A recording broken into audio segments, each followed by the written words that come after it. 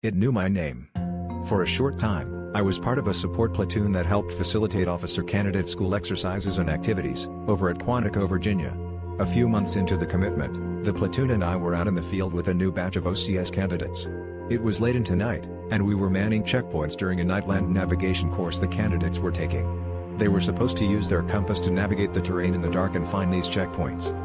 Late into the night, my sergeant needed me to man a checkpoint that wasn't accounted for, and they dropped me off 200 feet or so from it, via Humvee. The checkpoint was at the top of a low incline hill, laden with trees, blocking passage for any vehicle. So I had to hoof it with an analog radio on my back and my moonbeam with red lens on my side. I was alone, but not bothered or scared, just tired as we had been working since sunup. About a third of the way up, I heard it. A stage whisper. Someone or something said my name. Now, you need to understand that there are two worlds in the Marine Corps, the officer world and the enlisted world. In the officer world, they address each other by their first name.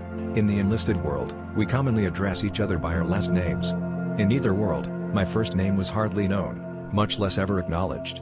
And since we were out in the field, in the middle of an official exercise, we maintained discipline and always referred to each other by rank and last name.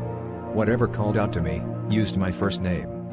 I aimed the red light of my moonbeam in the direction the voice came from, about 5 to 10 yards from my right flank. The red light caught nothing but trees and brush. I'm not saying I was spooked by a random talking tree. I was spooked by a voice that came from the darkness between, and it wanted my attention. I kept walking and eventually found the checkpoint. I sat there for about an hour, thinking nothing but of that specific moment down the hill, and the weight of knowing I was alone in the dark in that area was enough to pressure me to radio my sergeant. I asked to be relieved from my post. I wasn't, but my sergeant visited me at the checkpoint and stayed a while. It helped calm me, and when he left, I was fine. Thinking back, there was no way it was a lost OCS candidate or someone on the radio pranking me.